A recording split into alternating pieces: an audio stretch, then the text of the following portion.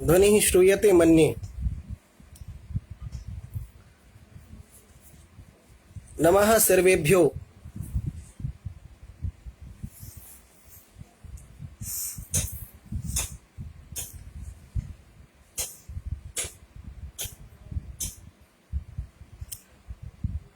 अद्य दर्शनशास्त्र विमर्श कक्षायाः पंचमः दिवसः। आज हमारी जो दर्शन शास्त्र विमर्श की कक्षा चल रही थी उसका 5वां दिन है। अभी तक हम लोगों ने इदानीम अस्माभिः किन्नाम दर्शनमिति, किंच दर्शनस्य वैशिष्ट्यं,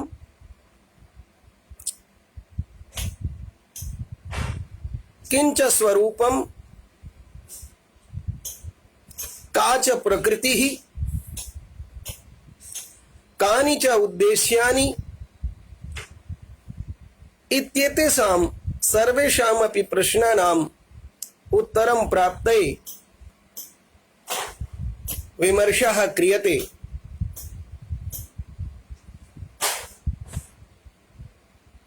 अद्य ततः अग्रे चर्चां कुर्मः। पुनरेकवारं शनिवासरस्य या कक्षा आसीत् तस्याः कक्षायाः विषये किञ्चित् चर्चां विधाय ततो अग्रे विचारं कुर्मः, विमर्शं कुर्मः। डॉक्टर कौशल किशोर जी नमस्ते। विकास शर्मा जी यशस्वी होइए। राधा राधा सबको मया पूर्वमेव नमो नमः कृतः। अस्तु, परह्यः नाम शनिवासरे, शनिवार के दिन अस्माभिः दर्शन शास्त्रस्य शाखा प्रशाखानां विषये चर्चा कृता आसीत्। अद्य तां चर्चां विधाय पुनः अग्रे चर्चां कुर्मः, पश्यामः। अब तक हम लोगों ने दर्शन शास्त्र सामान्य के बारे में बात किया है और जहां प्रसंग आया वहां प्रसंग आने पर अथवा आवश्यक हुआ तो प्रसंग उपस्थित करके पाश्चात्य दृष्टिकोण की अपि च भारतीय दृष्टिकोणस्य चर्चा अपि कृता आसीत्। पाश्चात्य दृष्टिकोण की भी चर्चा किया था और पौरस्त्य दृष्टिकोण की, जिसे भारतीय दृष्टिकोण कहते हैं, उसकी चर्चा किया था।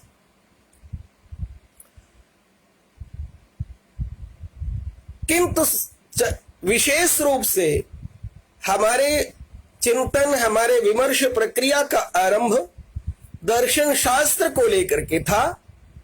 प्रसंगवश पाश्चात्य और भारतीय दृष्टियों को शामिल कर लिया गया था। विशेष बात यह है कि अभी हमने इदानीं यावत् अस्माभिः अथवा मया अरविंदेन भारतीय चिंतन दृष्टेः विषये नाम शास्त्र दर्शन शास्त्रम आलक्ष्य किमपि विशिष्टम नहीं उक्तम वर्तते। अभी तक केवल दर्शन शास्त्र की बात हुई है। आज मैं यद्यपि दर्शन शास्त्र को सामान्य परिचयात्मक दृष्टि से समझ लेने के बाद भारतीय और पाश्चात्य दृष्टि में अंतर क्या है, किस प्रकार से कथम एतेषां चिंतनं भवति, पाश्चात्यानां चिंतन दृष्टि कथम भवति,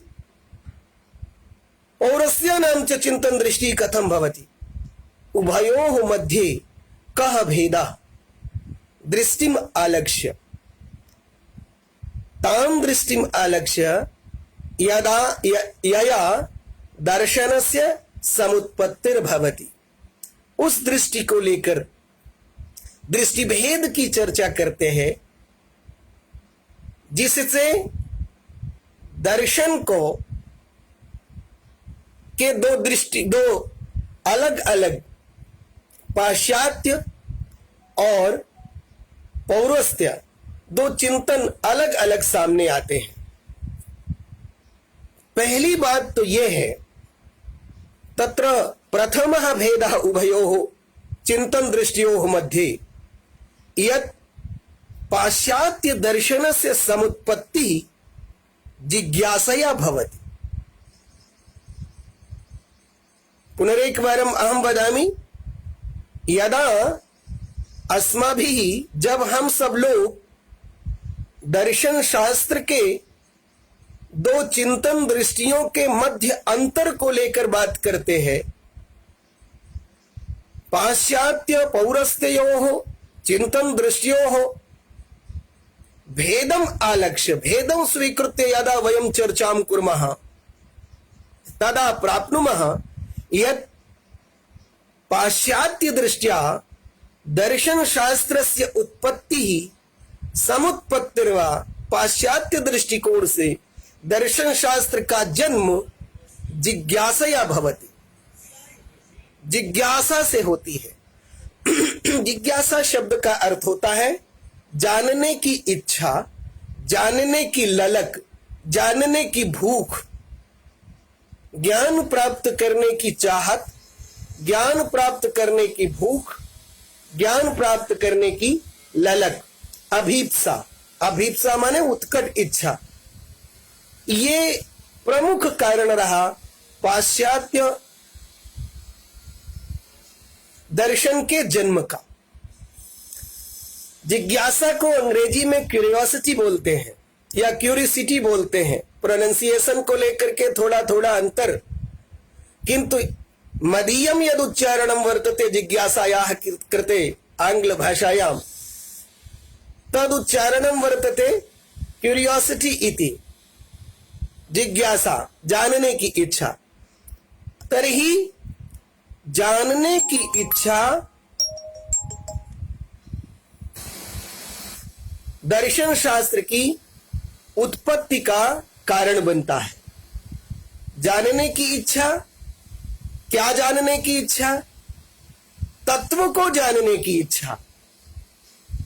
तत्व मीमांसा की दृष्टि से ज्ञान को जानने की इच्छा, ज्ञान संपूर्ण ज्ञान प्रक्रिया को समझने की इच्छा, जानने की इच्छा, संपूर्ण ज्ञान प्रक्रियायाः ज्ञातुम इच्छा,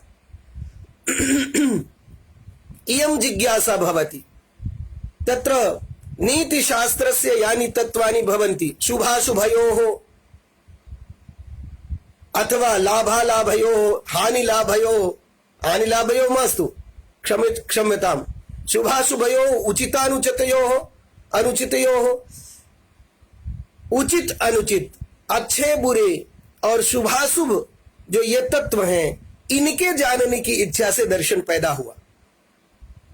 तत्व मीमांसा की दृष्टि से परम तत्व का स्वरूप क्या है, किन नाम परम तत्वमिति, ये इस जिज्ञासा से दर्शन उत्पन्न हुआ। किंतु अत्र ध्यातव्यं वर्तते, भारतीय चिंतन दृष्टि ही पृथक एव कारणम स्वीकरोति दर्शन शास्त्र से समुत्पत्ते है।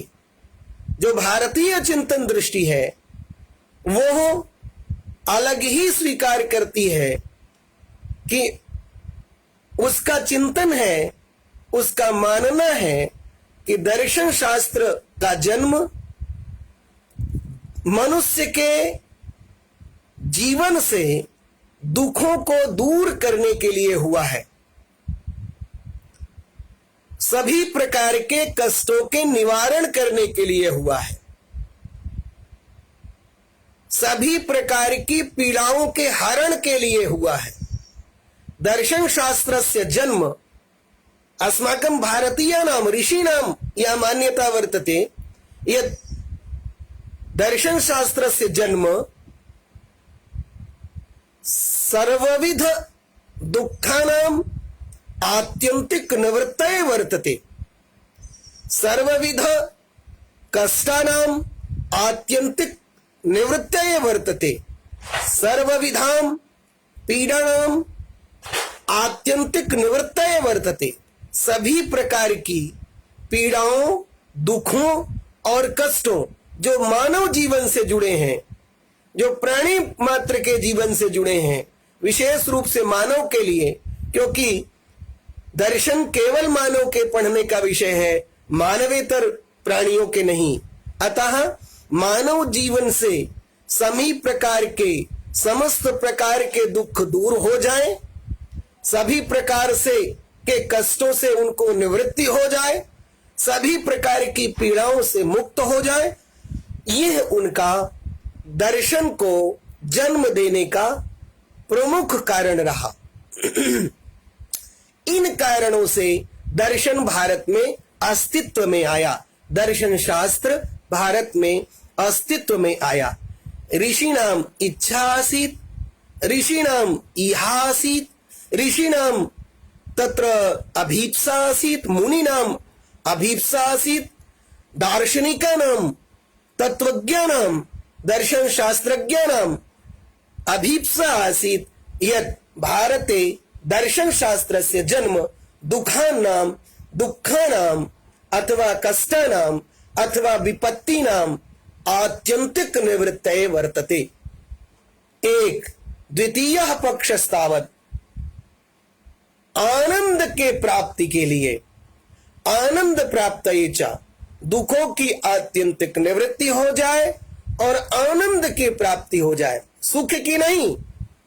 तत्र चिन्तयामः, सुखस्य प्राप्तिर्नहि लक्ष्यं नासीत् अस्माकं दार्शनिकानां। सुख की प्राप्ति हमारे भारतीय चिंतकों का लक्ष्य कभी भी नहीं रहा। क्यों? क्योंकि सुख तो जो अनुकूल वेदनाएं होती हैं उनको कहा जाता है। अनुकूल वेदना सुख को कहा जाता है, प्रतिकूल वेदना के लिए दुख शब्द का प्रयोग किया जाता है। तो भारतीय चिंतन में अनुकूल वेदनाएं इंद्रियजन्य होती हैं और इंद्रियजन्य जो होता है वो क्षणिक होता है। इसलिए सुख कभी भी भारतीयों का लक्ष्य नहीं रहा। अस्माकं भारतीयानां प्रधानं लक्ष्यमासीत्, मुख्यं लक्ष्यमासीत्, मुख्यं ध्येयमासीत् दुःखानाम् आत्यन्तिक निवृत्तिः, आनन्दस्य च प्राप्ति, दुखों की आत्यंतिक निवृत्ति और दुखों की आत्यंतिक निवृत्ति और आनंद की प्राप्ति। हम जब संपूर्ण भारतीय दर्शनों के बारे में विचार करके यदा वयम संपूर्णमपि भारतीय दर्शनानां विषय विचारं कुर्मः तदा प्राप्नुमः यत् आस्तिक दर्शनं भवतु वा नास्तिक दर्शनं वा उभयोः एकैव दृष्टिरासीत्। इदं जगत् दुःखमयं वर्तते। यह जगत दुख से भरा पड़ा है। संपूर्ण भारतीय दर्शनों में जो सबसे पुराना भारतीय दर्शन है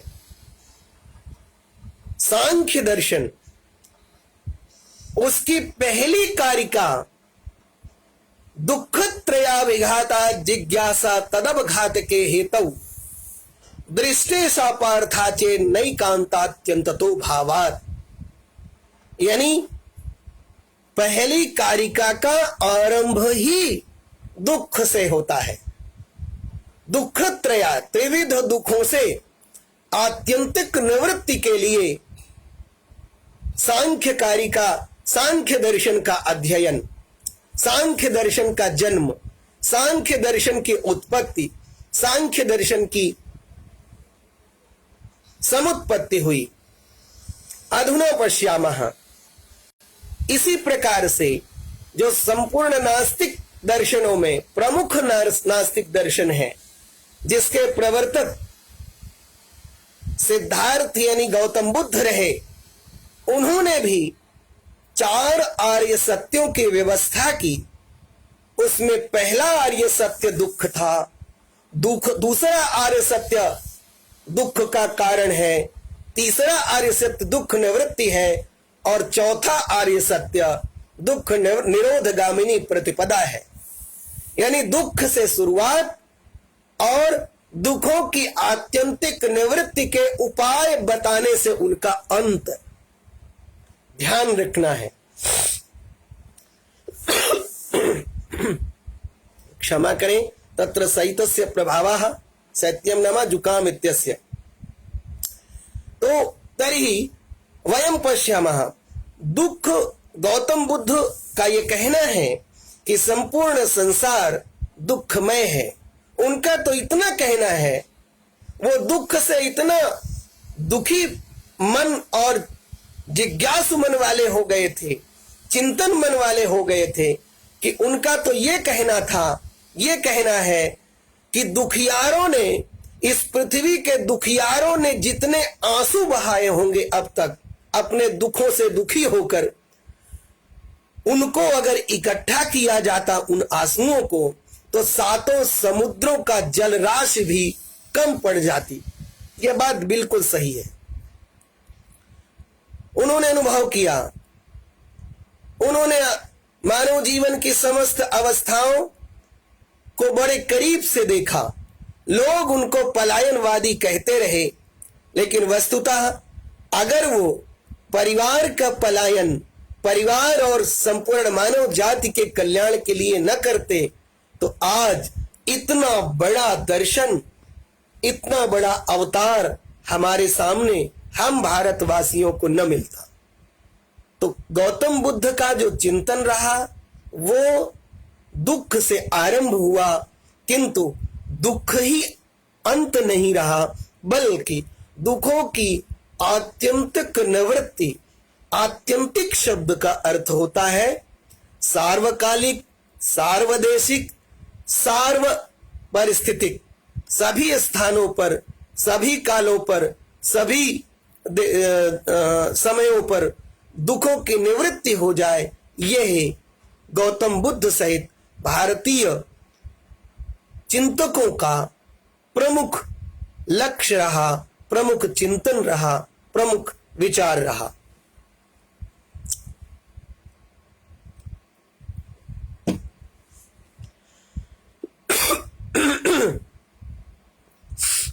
हम सब जब इस दृष्टि से विचार करते हैं तो यह स्पष्ट हो जाता है कि पाश्चात्य चिंतन दृष्टि जहां क्यूरियोसिटी से मूलक थी, क्यूरियोसिटी मूलक थी, जिज्ञासा मूलक थी, वहीं भारतीय चिंतन दृष्टि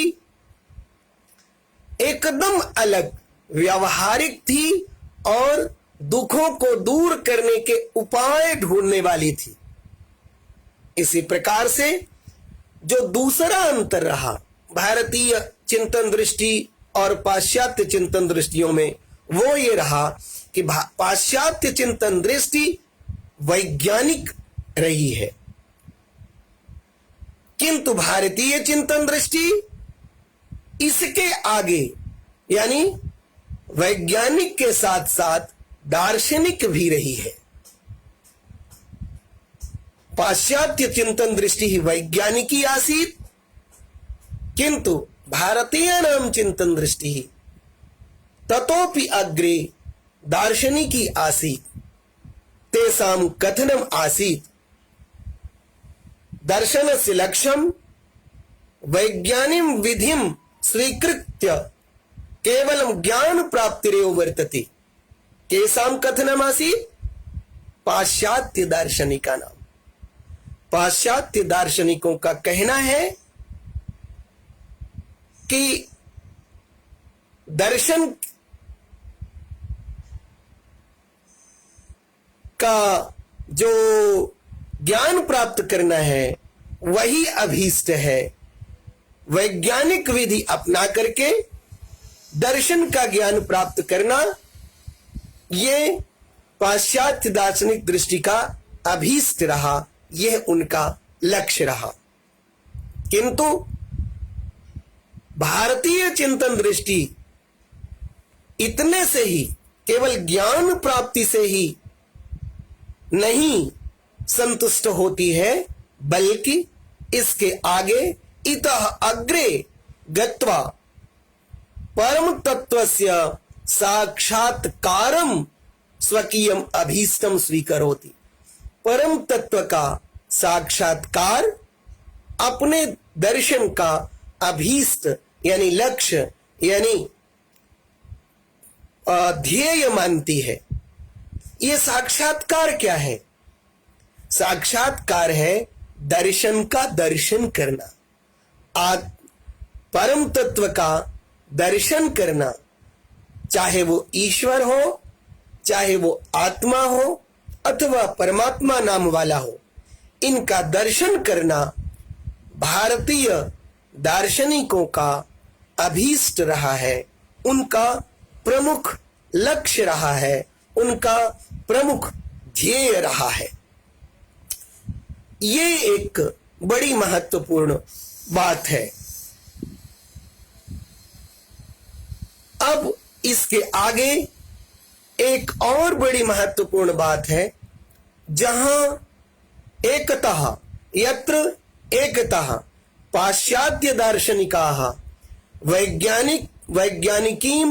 वैज्ञानिकम विधिम स्वीकृत्य दर्शन शास्त्रस्य बौद्धिकीं व्याख्यां कुर्वन्ति, ज्ञान प्राप्तिमेव स्वकीयं लक्ष्यं स्वीकुर्वन्ति, तत्रैव भारतीयाः दार्शनिक दृष्टिं स्वीकृत्य, भारतीय वहीं पर दार्शनिक दृष्टि को स्वीकार करके वो धर्म और दर्शन को अलग न करके धर्म और दर्शन को साथ साथ ले चलने वाला एक विषय के रूप में स्वीकार करते हैं।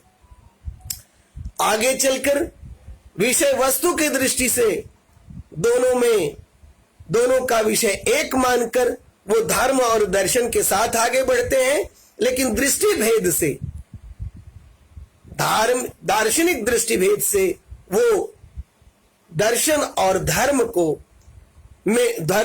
धर्म में सूक्ष्म भेद को भी स्वीकार करते हैं। जबकि पाश्चात्य दार्शनिक वैज्ञानिक दृष्टि को अपनाकर धर्म और दर्शन को नितांत भिन्न विषय वस्तु वाला विषय स्वीकार करते हैं। हमारे यहां, क्षमा करें, हमारे यहां यानी भारत में, अच्छा एक और बड़ी महत्वपूर्ण बात मैं कहूं जिससे आप एक दार्शनिक सोच से आगे बढ़ें, न कि हमारे यहां और पराये यहां की बात सुन करके ये मान लें कि हमारी चिंतन दृष्टि अच्छी है। और हमारी चिंतन दृष्टि तो अच्छी है ही, लेकिन पाश्चात्य चिंतन दृष्टि बुरी है, ये बिल्कुल सही बात नहीं है। दोनों के समन्वय की आवश्यकता है, तभी एक कंप्लीट विजन, एक कंप्लीट व्यू, एक कंप्लीट स्ट्रीम बन पाती है, एक कंप्लीट दर्शन धारा उत्पन्न होती है। अतः जब मैं ये कहता हूं कि हमारी दार्शनिक दृष्टि, तो उसका आशय यह है कि हम भारत में जन्मे हैं, हम पूर्व के ज्ञान के सम्राट देश भारत में पैदा हुए हैं, भारतीय संस्कृति को हम खाते पीते ओढ़ते बिछाते पहनते हैं, जीते हैं, भारतीय चिंतन से अपने आप को भरा पूरा मानते हैं और पाते हैं, लेकिन पाश्चात्य चिंतन दृष्टि को खराब बिल्कुल नहीं मानते हैं, दूषण कतई नहीं मानते, बल्कि अपने ज्ञान की समृद्धि के लिए उसे दूषण नहीं अपितु भूषण मान करके आगे बढ़ते हैं। ऐसा व्यक्तिगत रूप से मेरा मानना है।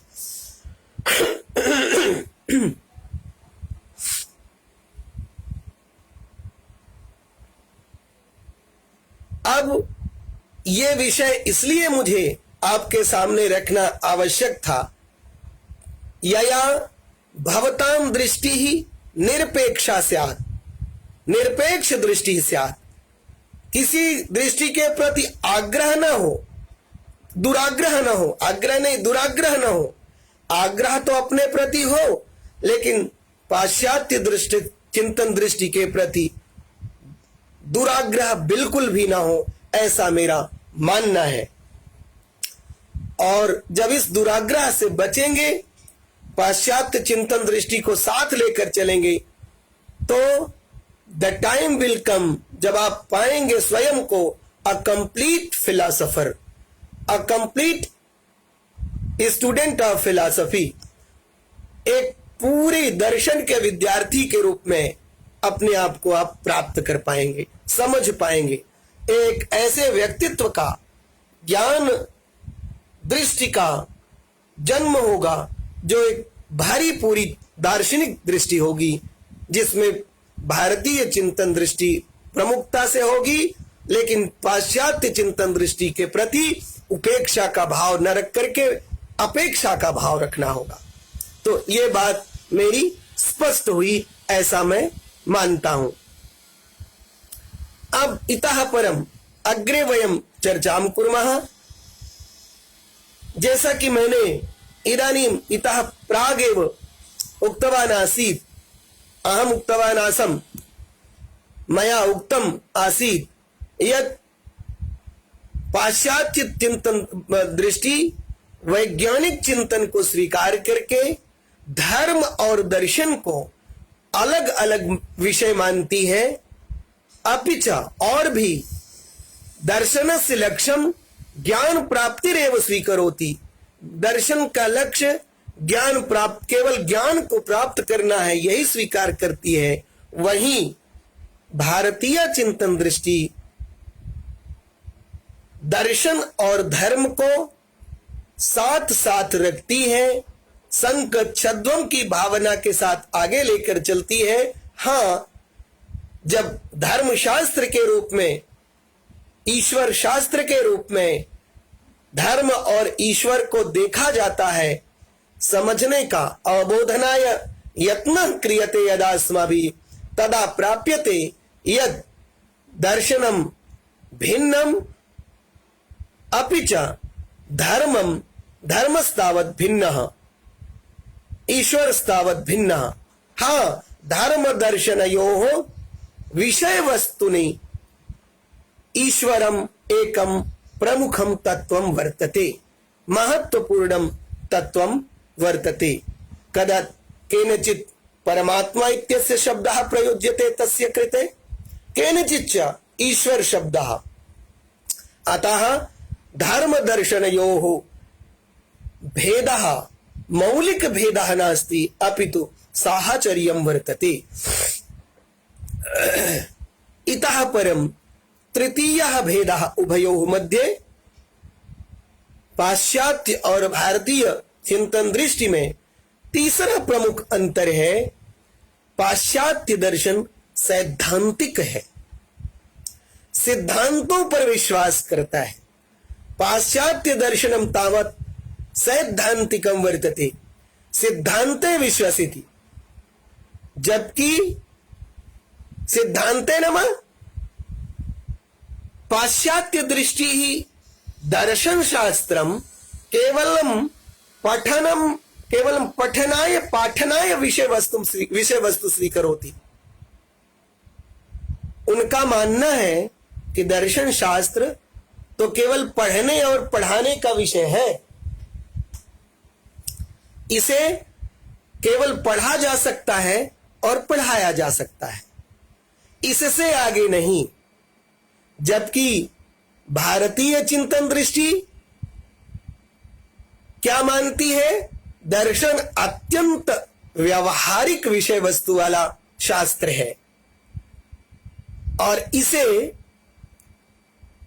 दुखों से आत्यंतिक निवृत्ति के रूप में स्वीकार करके जन्म और मरण के चक्र के बंधन से सर्वथा के लिए मुक्ति पाने के लिए दर्शन शास्त्र को स्वीकार करती है। पुनः एक बार अहम कथयामि, पुनरेक बार अहम वच्मि। भारतीय चिंतन दृष्टि ही केवलम सैद्धांतिकी नास्ति, नाम यथा पाश्चात्य दार्शनिकाः स्वीकुर्वन्ति यत् दर्शनं केवलं पठनाय वर्तते, केवलं पाठनाय च वर्तते, किंतु भारतीय चिंतन दृष्टि स्वीकरोति यत् दर्शनं मानवान् मनुष्यान् जन्म मृत्योः चक्रस्य मुक्तिं प्रदाय सर्वथा आनंद प्राप्तये प्रेरयति। जन्म और चक्र के बंधन से मुक्ति दिला करके हमेशा आनंद की स्थिति में बना रहने के लिए प्रेरित करती है। ये भारतीय चिंतन दृष्टि है।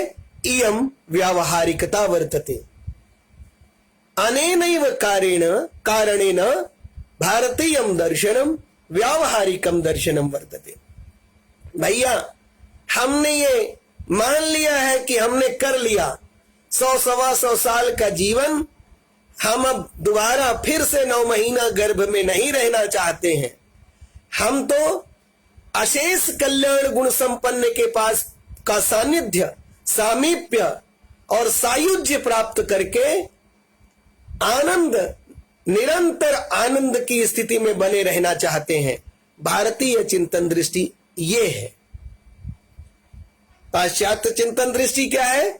हमने केवल जान लिया है, ज्ञानमेव अस्माकं प्रधानम लक्ष्यम। हमने जान लिया है, जान करके हम अपने ज्ञान कोश में हमने वृद्धि कर लिया है, अपना ज्ञान बढ़ा लिया है, इसके आगे हमें आवश्यकता नहीं है। अतः अयम भेदः उभयोः मध्ये भारतीय पाश्चात्योः दृष्टि मध्ये। इन्हीं अर्थों में मैक्स मूलर को मैं कोट करना चाहूंगा। मैक्स मूलर यस्य भारतीय नाम वर्तते मोक्ष मूलरः इति। मोक्ष मूलरः कथयति कि भारते दर्शनं केवलं ज्ञान प्राप्तये नास्ति। अयं जर्मन देशीयः आसीत्, यथा अहं स्मरामि। मोक्ष मूलरः जर्मन देशीयः एकः महान दार्शनिकः आसीत्।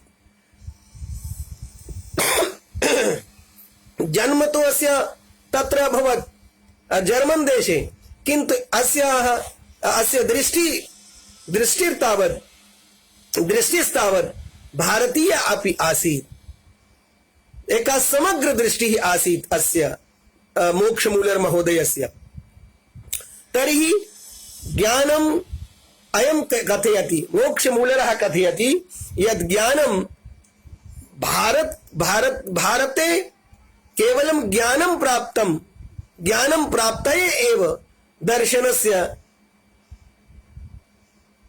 जन्म नैव संजातं वर्तते। अत्र तु तत्व साक्षात्काराय, सत्य साक्षात्काराय दर्शनस्य जन्म अभवत्। इदं कथनं मोक्ष मूलर महोदयस्य वर्तते। यह भारतीय न आसीत्, यस्य दृष्टिः समग्र आसीत्, किन्तु तेन तस्य कथनं यत् किमपि तेन उक्तं मोक्ष मूलर महोदयेन तत्तु समीचीनमेव। सा कथयति भारते दर्शनस्य जन्म, दर्शनम अथवा दर्शनम केवलं ज्ञान प्राप्तये नास्ति, अपितु तत्व साक्षात्काराय वर्तते, आत्म साक्षात्काराय वर्तते। भारतीय पाश्चात्य दर्शनयोः मध्ये यत् चतुर्थम अंतरम वर्तते, यह चतुर्थः भेदः वर्तते, सः भेदः अस्ति तत्र पाश्चात्य देशे पाश्चात्य दर्शने बौद्धिक ज्ञानस्य प्राधान्यं भवति। पाश्चात्य देशे पाश्चात्य दर्शने बौद्धिक ज्ञानस्य प्राधान्यं भवति। पाश्चात्य देश में बौद्धिक ज्ञान की प्रधानता होती है। तत्र भारते आध्यात्मिक ज्ञानस्य प्राधान्यं वर्तते। अयम् अन्यतमः भेदः उभयोः दृष्टौ। यह महत्वपूर्ण अद्वितीय भेद है दोनों ही दृष्टियों में। पाश्चात्य दर्शन जहां केवल बौद्धिक ज्ञान को प्रधानता देता है, तत्रैव भारते आध्यात्मिक ज्ञानस्य महत्वं तत्र दीयते दर्शन शास्त्रज्ञैः मुनिभिः दार्शनिकैः ऋषिभिश्च। हाँ, एक बात अलबत्ता है कि कुछ आधुनिक पाश्चात्य दार्शनिक हैं, जिसमें ब्रेडले प्रमुख हैं, बर्गसा प्रमुख हैं। इन्होंने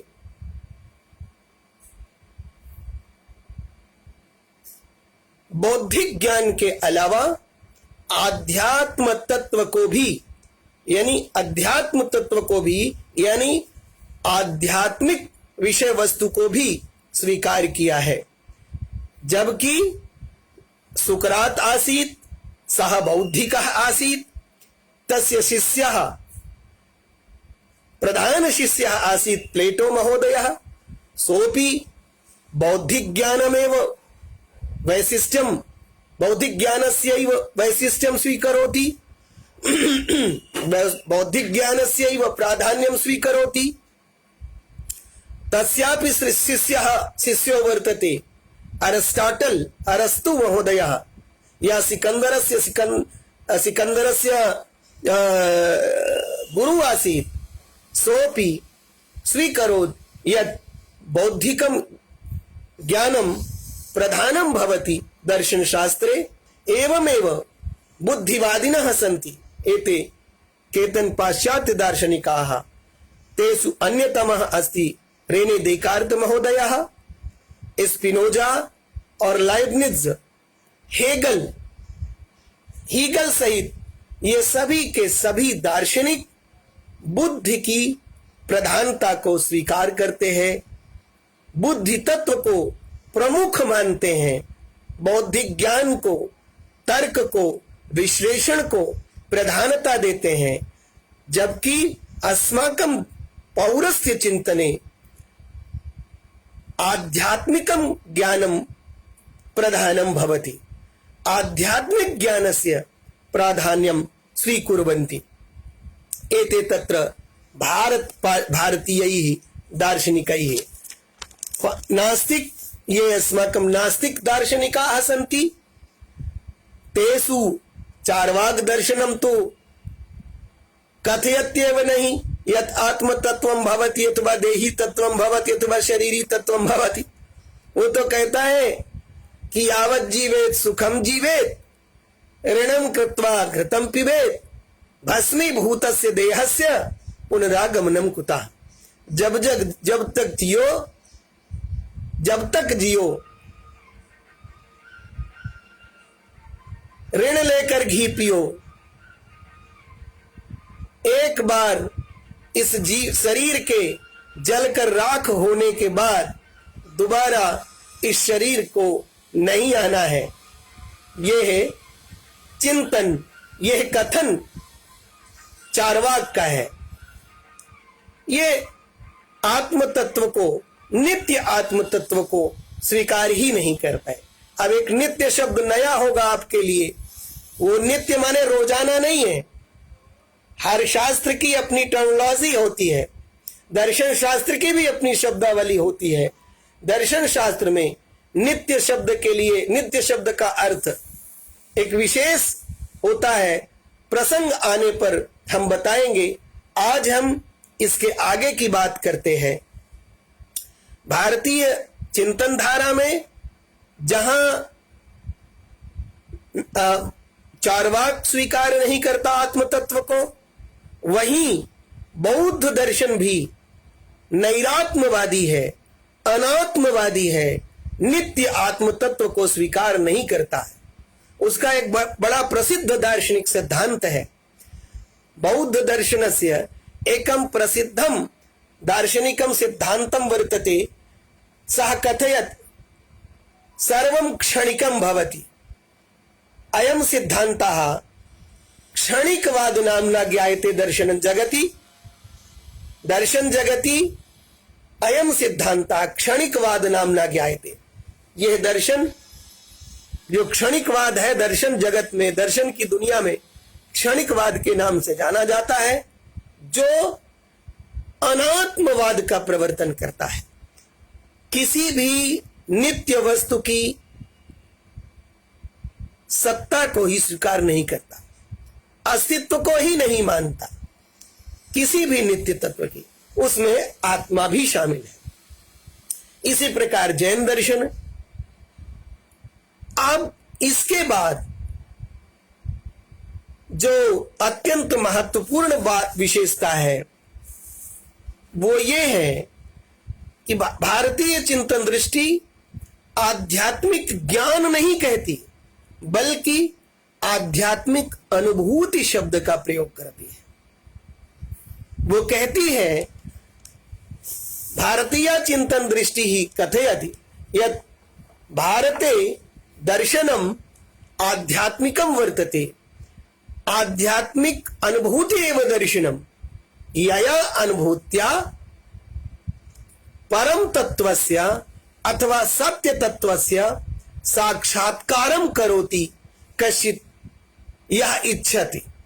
छात्राः तो केवलं पठने प्रवृत्ताः भवन्ति, अवबोधने प्रवृत्ताः भवन्ति। छात्राणाम् अस्मत्सदृशानां ये छात्राः सन्ति, तेषां प्रवृत्तिः तो केवलं पठने। जो छात्र होते हैं उनका उद्देश्य, उनका मकसद, उनका लक्ष्य तो केवल दर्शन को समझना एक विषय वस्तु के रूप में होता है, जबकि जो लोग वस्तुतः परम तत्व, परम साक्षात्कार करना चाहते हैं, उसमें छात्र भी हो सकते हैं और दर्शन शास्त्र के जिज्ञासु भी हो सकते हैं, या परम तत्व का साक्षात्कार करने वाले लोग भी हो सकते हैं। उनके लिए तो दर्शन आध्यात्मिक अनुभूति है, जिसके द्वारा वो परम तत्व का साक्षात्कार करते हैं, और जो उसे वास्तव में दर्शन ही जो उसे समर्थ बनाती है, वो दृष्टि भारतीय चिंतन दृष्टि है, जो दर्शन शास्त्र को इस रूप में स्वीकार करती है। एक और बड़ी महत्वपूर्ण बात, आध्यात्मिक अनुभूति हो गई, जिसमें आत्म तत्व, सत्य तत्व से अथवा परमात्म तत्व से साक्षात्कारः क्रियते। पाठकैः अथवा अध्येतृभिः एवमेव इस अनुभूति में, पाश्चात्य दृष्टि में, अनुभूति की चर्चा हम पाश्चात्य चर्चा कर लेने के बाद करेंगे तो ज्यादा आनंद आएगा समझने में। पाश्चात्य दृष्टि यह है कि वो जब ज्ञान प्राप्ति को दर्शन का लक्ष्य स्वीकार करते हैं, तो उनकी दृष्टि में ज्ञाता, ज्ञेय और ज्ञान, ये जो त्रिपुटी है, ये जो तीन है, इन तीनों की अलग अलग सत्ता या तीनों का अलग अलग अस्तित्व होता है, ऐसा उनका मानना है। जबकि अच्छा, ज्ञाता क्या हुआ? जानने वाला। ज्ञेय क्या हुआ? जानने वाली विषय वस्तु। ज्ञातुम योग्यम ज्ञेयम, जिसे जाना जा सके। और ज्ञान क्या हुआ? जो ज्ञाता और ज्ञेय से भिन्न, घटम अहम जानामि, इस प्रकार का ज्ञान है। अमुक विषय को, अमुक बिंदु को मैं जान चुका हूं, यह घट है, मुझे घटक ज्ञान हो गया, ये पट है, ये मुझे पटक ज्ञान हो गया, ये दर्शन है, मुझे दर्शन ज्ञान हो गया, वो ज्ञान है। तो इन तीनों को अलग अलग मानते हैं पाश्चात्य दार्शनिक, जबकि भारतीय चिंतन दृष्टि ही एतेषां त्रयाणामपि एकत्वम स्वीकरोति, इन तीनों को ही एक मान करके चलती है। तीनों को एक मान करके चलती है मतलब ज्ञाता, ज्ञान और ज्ञेय की त्रिपुटी अलग अलग न हो करके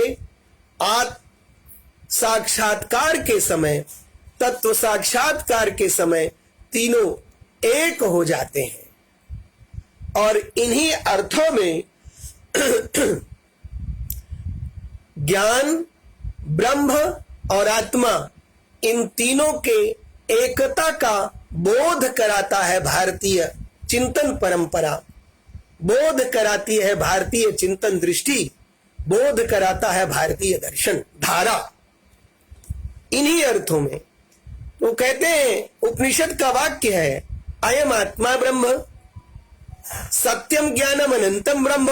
ये ऐसे महावाक्य हैं, इनके बारे में अपना वेदांत विद्या के बारे में जब प्रसंग आएगा तब हम लोग विस्तार से चर्चा करेंगे। अभी तो केवल जो भारतीय और पाश्चात्य दृष्टियों में अंतर है, तदंतरम विधाय तदंतरम आलक्ष्य वयम चर्चाम कुर्मः। अतः विशिष्टा वार्ता, विशिष्टा चर्चा, विशिष्टः प्रसंगः यदा उदेस्यति वेदांत विद्यायाः तदैव कुर्मः। इदानीं तत्र इतोपि एका अन्या विशेषता वर्तते, अनेन सह संयोज्य अहम चर्चाम करोमि। इसके साथ ही जोड़कर हम लोग बात करते हैं। देखा कि आत्मानुभूति जिसमें परम तत्व का साक्षात्कार किया जाता है, यह भारतीय चिंतन दृष्टि है। देखा कि ज्ञान, ज्ञेय और ज्ञाता तीनों का एकत्व हो जाता है, यह चिंतन दृष्टि है। और इसी से जुड़ी हुई बात जो बड़ी महत्वपूर्ण है वो ये है कि आध्यात्मिक ज्ञान संशय रहितम भवति, संदेहात परे भवति, संशयात परे भवति। इसमें संशय के लिए कोई स्थान नहीं होता। भारतीय चिंतन दृष्टि में जिस परम तत्व का स्वरूप जैसा है, उस परम तत्व के स्वरूप को वैसा हमने दर्शन कर लिया, वैसा ही जान लिया, और उस जनाने में उसी जनाने वाले की भूमिका है। सोई जाने जहि देव जनाई, जानत तुम्हें तुम्हें हो जाई। तो इस स्थिति में जब हमने आदरणीय प्रमोद कुमार मिश्र जी को, जितना वो है, इस समय उनका नाम रिफ्लेक्ट हो रहा है मेरे स्क्रीन पर, इसलिए मैंने उनका स्मरण कर लिया। उन समग्रता में उनको हमने जान लिया और उन्हीं के जनाने से जान लिया, तो फिर उनके बारे में, उनकी जानकारी को लेकर हमारे मन में किसी प्रकार का कोई संशय नहीं रह जाता। हमने टोटलिटी में हमने उनको समझ लिया है, समग्रता में समझ लिया है। और जब समझ लेता है व्यक्ति जिसके बारे में तो वो संशय रहित ज्ञान होता है। आध्यात्मिक अनुभूति में भारतीय चिंतन दृष्टि जिस आत्म तत्व, परमात्म तत्व, ईश्वर तत्व अथवा जगत तत्व का ज्ञान अथवा अनुभूति करते हैं, उसके बारे में उसका जानना कुछ शेष नहीं रह जाता, और वो संशयात मुक्तम ज्ञानम भवति, संशयात रहितम ज्ञानम भवति। लेकिन पाश्चात्य चिंतन दृष्टि में जो बौद्धिक ज्ञान है, कभी कभी उसमें संशय के बने रहने की गुंजाइश रहती है, लेकिन आत्मानुभूति के ज्ञान में संशय नहीं रह जाता। एक तरफ संशय, कदाचित संशय युक्तम ज्ञानम भवति, और दूसरी तरफ भारतीय चिंतन दृष्टि में संशय रहितम, सर्वथा संशय रहितम ज्ञानम भवति, सर्वथा संशय रहिता अनुभूति भवति। There is no doubt at all, किसी प्रकार का कोई संशय नहीं रह जाता। यह भारतीय चिंतन धारा की विशेषता है। इसके बाद अग्रिमा या विशेषता वर्तते भारत अग्रिमा यद अंतरम वर्तते, क्षमा करें, अंतरम यद यह भेदः वर्तते भारतीय और पाश्चात्य चिंतन दृष्टियों में, वो है यद भारतीय दर्शनम तावत संश्लेषणात्मकम भवति, भारतीय चिंतनम संश्लेषणात्मकम भवति, सिंथेटिक नॉलेज भवति, पाश्चात्य चिंतनम तावत विश्लेषणात्मकम भवति, नाम एनालिटिक भवति। पुनरेकवारं शृण्वन्तु कृपया। भारतीय चिंतन दृष्टि संश्लेषणात्मिका भवति, भारतीय चिंतनम भारतीय दर्शनम संश्लेषणात्मकम भवति, भारतीय चिंतन धारा संश्लेषणात्मिका भवति, किंतु पाश्चात्य चिंतन धारा विश्लेषणात्मिका भवति।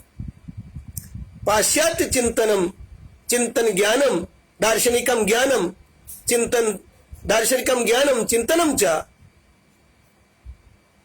विश्लेषणात्मकम भवति। विश्लेषणात्मकम नाम एनालिटिक इति, संश्लेषणात्मकम नाम सिंथेटिक इति आंग्ल भाषायां, अंग्रेजी में। अब थोड़ा सा समझने की जरूरत है। ये दोनों टर्म संश्लेषणात्मक और विश्लेषणात्मक उभयोः अर्थः कः भवति, यह समझने के लिए हम पहले विश्लेषणात्मक शब्द का अर्थ समझ लें तो संश्लेषणात्मक का अर्थ आसानी से समझ में आ जाए। जब कोई व्यक्ति किसी विषय वस्तु का यदा काचित व्यक्ति ही कस्यचित विषय वस्तुनः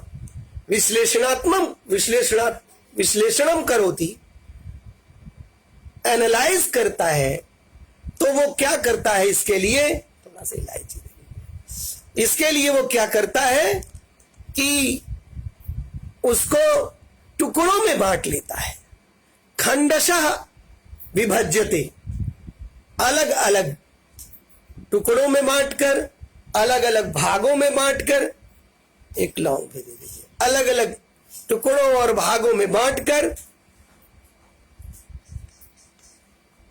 उसको, उससे जो ज्ञान प्राप्त होता है वो प्राप्त करता है। जबकि संश्लेषणात्मक ज्ञान में टुकड़ों में बटे हुए, भागों में बटे हुए, खंडों में बटे हुए तत्वों को वो एक साथ जोड़ देता है, तो वो उसका ज्ञान प्राप्त कर, उसके माध्यम से ज्ञान प्राप्त करता है।